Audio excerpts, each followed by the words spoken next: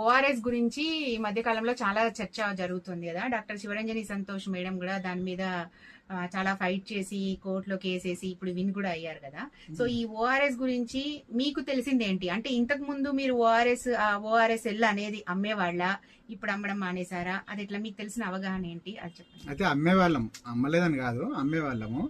కాకపోతే ఇప్పుడు బాగా అవేర్నెస్ రావడంతో ఓఆర్ఎస్ వల్ల ఇన్ని నష్టాలు ఉన్నాయని తెలిసిన తర్వాత అది ఆపడం, అమ్మడం అనేది ఆపేశాం. ఎందుకంటే ఓఆర్ఎస్ ఎల్లులో ఎక్కువ షుగర్ కంటెంట్ ఉంటుంది. దానివల్ల ఇంకా ఫీవర్, మోషన్స్ ఉన్నప్పుడు వాడడం వల్ల ఇంకెక్కువ డిహైడ్రేట్ అయ్యి ప్రమాదంలోకి వెళ్ళే అవకాశం ఉంటుందని చెప్పడంతో అది కరెక్ట్ కాదని మాకు అర్థమైనప్పుడు మేము మళ్ళీ అప్పటి నుంచి ఓఆర్ఎస్ మీద ఎల్ మీద కాన్సన్ట్రేట్ చేయకుండా ఓన్లీ ఓఆర్ఎస్ అంటే WHO రికమెండెడ్ ఓఆర్ఎస్ మీదనే ఎక్కువ కాన్సన్ట్రేషన్.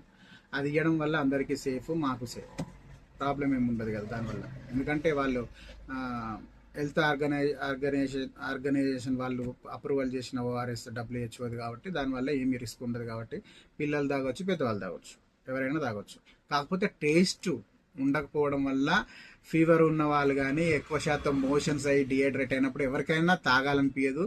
కాకపోతే తీసుకుంటేనే మంచిది అన్నట్టు. అది వాళ్ళు ఎట్లా అంటే ఇది షుగర్గా కొంచెం స్వీట్గా వెళ్తుంది కదా అని తాగి రిస్క్లో పడకంటే ఇది తీసుకొని ఎంత కష్టమైనా తాగి రిస్క్ నుంచి బయటపడడం మంచిది కదా.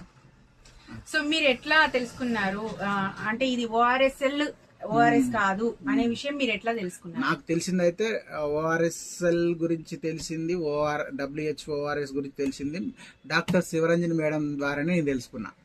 ఎందుకంటే నాకు అసలు అప్పుడప్పుడు చూస్తూ ఉంటా ఓఆర్ఎస్ డిఫరెంట్ ఏంటి, ఓఆర్ఎస్ డిఫరెంట్ ఏంటి అని ఓపెన్ చేసినప్పుడు యూట్యూబ్లో సెర్చ్ చేసినప్పుడు డాక్టర్ ఇంటర్వ్యూలు చాలా చూశాను. అప్పటి నుంచి నాకు బాగా అవేర్నెస్ వచ్చింది. దానివల్ల నాకు కొంచెం ఓఆర్ఎస్ కావాలని చెప్పేసినప్పుడు మనం తీసుకుపోయి ఇచ్చినది కాదు ఎల్లో అని అడుగుతారు, కొంత అది కాదు వేరే అని అడుగుతారు. దాన్ని అడిగినప్పుడు దాని గురించి ఎక్స్ప్లెయిన్ చేయడం, ఎలా ఉంది మీకు పరిస్థితి, జ్వరం ఉందా, వామిటింగ్స్ అవుతున్నాయా, మోషన్స్ అవుతున్నాయా అని అడుగుతాం.